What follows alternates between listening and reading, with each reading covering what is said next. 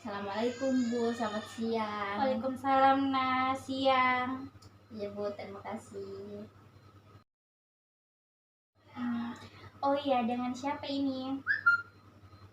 Saya Bilgis Bu dari jurusan Ekonomi semester 12. Oh, Bilgis. Bilgis kesini sendirian atau ada yang nemenin? Sendiri aja Bu, Oh begitu. Jadi Bilgis ini asalnya dari mana? dari Klaten Bu. Oh, Klaten. Klaten tepatnya berada di mana? Klatennya Cawas Bu. Sama warung makan Bu Bayar Cawas dekat dong. Oh dekat kok Bu, masih satu daerah. Emangnya Bilgis tadi dari Klaten jam berapa ya? Jam 2 sore Bu, kurang lebih 45 menit sampai Solo. Oke, setelah tadi kita berbincang sedikit mengenai Bilgis, mungkin ada sesuatu yang perlu kita bicarakan. Iya Bu, ada. Kebetulan saya sedang ada masalah, tapi saya mungkin cuma ada waktu sekitar 45 menit. Soalnya pukul 4 sore saya sudah ada kerjaan lagi Bu. Maklum kuliah sambil kerja Bu. Nah, oke kalau begitu. Nah, ya sudah kita manfaatkan waktunya selama 45 menit ini. Tapi sebelumnya ya biar tahu bahwa dalam proses konseling ini saya sangat menghargai atau menghormati kode etik sehingga asas kerahasiaan sangat saya jaga.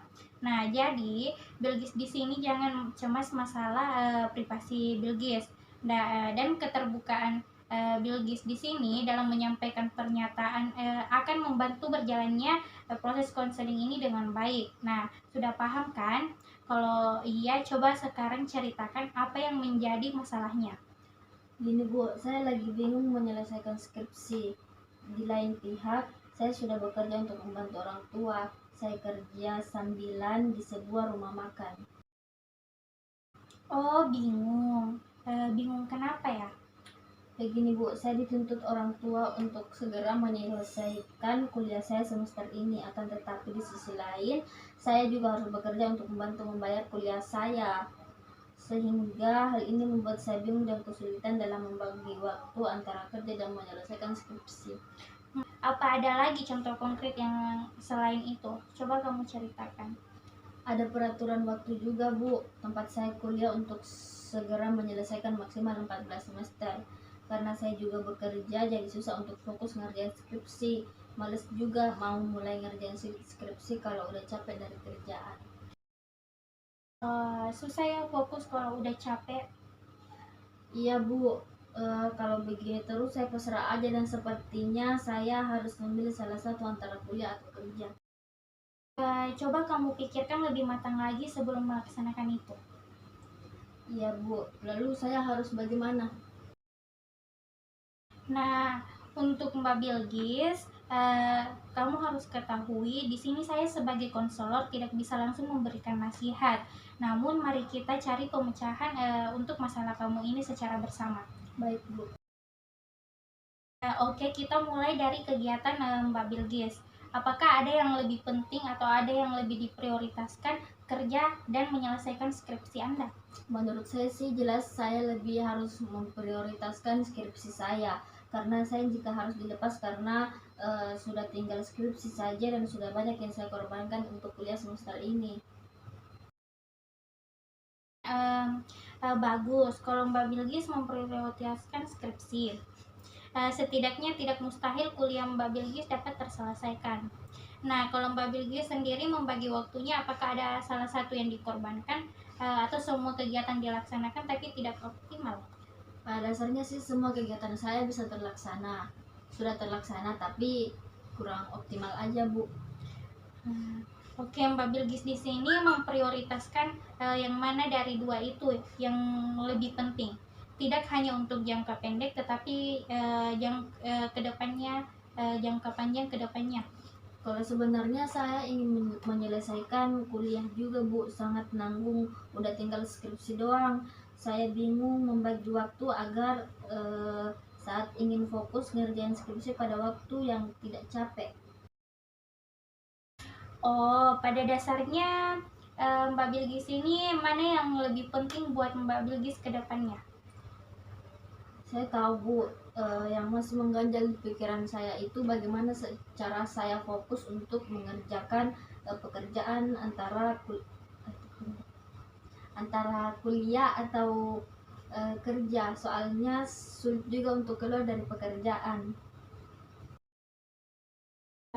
Kalau Mbak Bilgis sudah tahu itu, mungkin Mbak Bilgis bisa membuat jadwal di buku agenda untuk bisa membatasi waktu di setiap kegiatannya. Nah, di sini dilakukan agar Mbak Bilgis bisa fokus setiap pekerjaan atau kegiatan yang Mbak Bilgis akan lakukan. Ya Bu, terima kasih atas masukannya dan saya akan mencoba untuk melatihnya. Saya juga sudah berencana untuk bekerja part-time agar bisa mengerjakan skripsi saya tanpa harus berhenti kerja. Berhubung saya jam 4 harus berangkat kerja, untuk pertemuan kali ini diakhiri, dan bolehkah pertemuan selanjutnya kita bertemu lagi di jam seperti sekarang. Oh iya, sebelum menutup pertemuan ini, dari pembicaraan tadi bahwa Mbak Bilgis tahu prioritas mana yang lebih penting buat masa depan Mbak Bilgis ini. Kemudian rencana Mbak Bilgis untuk mencoba dan berlatih memanajemen waktu agar bisa fokus pada salah satu kegiatan tersebut lebih baik. Nah, oke, di sini Ibu juga sama-sama ngucapin terima kasih karena sangat senang sekali tadi atas kedatangan Mbak Bilgis. Nah, silakan saja kalau Mbak Bilgis mau ketemu lagi, kita akan mengatur jadwal ke depannya. Baik Bu, Assalamualaikum, terima kasih. Iya, nah, waalaikumsalam. Hati-hati ya di jalan kalau pulang. Ya Bu. Assalamualaikum Bu. Waalaikumsalam, nah, silakan duduk. Oh iya, ini atas nama siapa ya? Atas nama Bilgis Amatullah. Oh, jadi ini atas nama Bilgis Amatullah. Gimana kabarnya hari ini? Alhamdulillah baik Bu. Baik. Kalau boleh Ibu tahu, apa yang membuatmu datang ke sini? Apa ada yang bisa Ibu bantu? Begini Bu, seminggu yang lalu orang tua saya bilang kalau kami akan pindah rumah keluar kota karena pekerjaan orang tua saya, yang otomatis saya harus pindah sekolah juga Bu. Saya bingung rasanya, kurang pas kalau saya pindah sekarang. Saya juga takut kalau saya pindah sekolah sekarang akan butuh waktu lagi untuk beradaptasi dengan teman-teman dan lingkungan yang baru. Saya kurang nyaman kalau harus pindah dalam waktu dekat ini. Nah, apakah kamu sudah mengatakan kepada orang tua kamu tentang hal ini? Sudah Bu, tapi mereka bilang keadaannya mendesak. Orang tua saya harus mulai bekerja di sana dalam waktu dekat ini. Apa yang kamu inginkan ketika kamu sudah berada di lingkungan baru? Saya ingin bisa diterima oleh teman-teman baru saya dan mendapatkan guru-guru yang baik pula. Tapi saya takut jika nanti saya tidak diterima dan tidak memiliki teman, guru-gurunya juga Bu, takut tidak cocok. Waktu pertama kali kamu datang ke sini, kamu belum mengenal teman-teman kamu kan? Namun pada akhirnya kamu bisa beradaptasi di lingkungan ini. Kira-kira waktu kamu pertama kali datang ke sini, bagaimana kamu menyesuaikan diri kamu? Dulu saya memberanikan untuk berkenalan dengan teman-teman baru. Selain itu saya juga aktif mengikuti ekstrakurikuler untuk menambah relasi pertemanan saya. Nah, kalau begitu kamu bisa menerapkan kembali hal-hal yang kamu lakukan dulu di sekolah baru kamu ini. Oh gitu ya Bu. Jika kita membuat skala 1 sampai 5, kira-kira seberapa ikhlas kamu mengikuti orang tua kamu pindah? Maksudnya bagaimana Bu? Jadi di skala 1 itu menunjukkan keadaan terendah, yaitu kamu tidak ikhlas untuk pindah di sekolah baru kamu ini. Sedangkan skala 5 ini menunjukkan kondisi tertinggi, yang mana kamu benar-benar ikhlas untuk pindah sekolah. Nah, kira-kira kamu berada di skala berapa? Skala 2 Bu. Nah, 2 itu keadaan seperti apa? Di skala 2 saya merasa belum cukup ikhlas dan saya mencoba berusaha untuk menerima keputusan orang tua saya untuk pindah. Menurut kamu di skala mana kamu merasa cukup ikhlas untuk pindah sekolah? 4. Kalau 4, di skala 4 saya akan ikhlas untuk pindah ikut bersama orang tua saya. Baiklah nak, apabila setelah ini kamu pulang untuk istirahat, lalu kamu tertidur dan bermimpi bahwa kamu sudah berada di sekolah barumu. Nah, kira-kira bagaimana perasaan kamu? Saya akan merasa senang karena saya mempunyai banyak teman, guru-guru yang ramah dengan saya, dan ekstrakurikuler yang saya ikut menerima kehadiran saya. Nah, bagaimana cara kamu agar bisa mencapai situasi tersebut? Saya akan mencoba mencari informasi tentang sekolah dan keadaan kota yang akan saya tuju. Kalau saya merasa cocok, bisa membantu saya untuk menerima kepindahan ini. Nah, jika kamu mengatakan bahwa kamu harus segera beradaptasi di sekolah baru kamu ini, kalau demikian apa yang akan kamu rencanakan? Sebisa mungkin saya terpaksa harus cepat beradaptasi dengan lingkungan yang baru agar kondisi kesiapan mental saya karena didukung oleh kenyamanan lingkungan. Sepanjang pengamatan ibu di kelas, menurut ibu ini kamu cukup supel dalam pergaulan. Nah, dan kamu ini selalu aktif dalam kegiatan di sekolah ini. Lalu, apakah yang membuat kamu merasa tertekan untuk beradaptasi di lingkungan yang baru itu? Soalnya itu lingkungan baru, Bu. Saya takut tidak sesuai dengan apa yang saya harapkan. Saya takut itu di luar zona nyaman saya. Nah, jika kita membuat skala 1-5 lagi, kira-kira seberapa mampukah kamu beradaptasi di lingkungan baru itu? 3, Bu. Saya merasa kalau saya masih bisa berkomunikasi, hanya sekedar untuk membicarakan hal yang perlu dibicarakan saja. Lalu, pada skala berapa kamu bisa beradaptasi di lingkungan baru ini?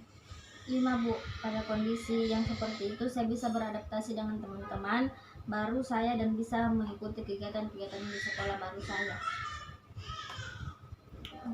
Kalau kata Raditya Dika di bukunya itu yang berjudul Manusia Setengah Salmon. Nah, katanya hidup adalah perpindahan. Nah, segala macam perpindahan dan segala macam karakter manusia akan kita temui di antara perpindahan-perpindahan itu. Nah, sekarang ibu tanya, lebih enak mana merasa dipaksa dipindah oleh orang tua atau ikhlas pindah dan mengerti apa keadaan orang tua kamu lakukan? Untuk saat ini saya memang merasa dipaksa pindah, Bu. Nah, itu untuk saat ini kan. Kemudian apakah ada kemungkinan perasaan terpaksa itu akan berubah? Pelan-pelan saya coba untuk ikhlas, Bu. Insya Allah. Lalu ketakutan kamu ini akan teman-teman dan guru-guru di sekolah baru kamu nanti bagaimana? Apakah kamu mau mencoba untuk memikirkan ketakutan-ketakutan yang belum pasti itu dan tetap fokus pada persiapan ujian nasional ini? Nah, walaupun keputusan yang ditetapkan oleh orang tua kamu nantinya. Iya, Bu. Insya Allah saya akan coba dan saya akan tetap fokus. Pintar. Nah, karena waktu kita sudah habis dan keputusan orang tua kamu ini untuk pindah sepertinya susah untuk berubah. Karena memang pekerjaan mereka yang menuntut itu seperti itu. Nah, sepertinya juga kamu memang harus mempersiapkan diri untuk kemungkinan pindah sekolah. Nah, tapi kamu tidak perlu khawatir akan teman-teman dan lingkungan kamu baru nanti. Karena seperti yang telah kita bicarakan tadi, kita akan coba untuk menghilangkan ketakutan-ketakutan yang belum pasti itu agar kamu tidak kehilangan fokus. Kemudian bila nanti orang tuamu datang kemari untuk mengurus kepindahan kamu, ibu akan coba untuk berbicara mengenai hal ini. Semoga kita mendapatkan keputusan yang baik. Nah, setelah kamu pulang dari sini, mungkin kamu bisa mulai mencari informasi tentang sekolah dan lingkungan barumu itu. Selain itu, kamu bisa membicarakan kekhawatiran kamu dengan orang tua kamu. Baik, Bu. Nah, terima kasih sudah mau berbagi cerita dengan Ibu hari ini. Dan jangan sungkan untuk menceritakan hal lain kepada Ibu tentang perkembangan ilmu ini. Iya, Bu. Terima kasih.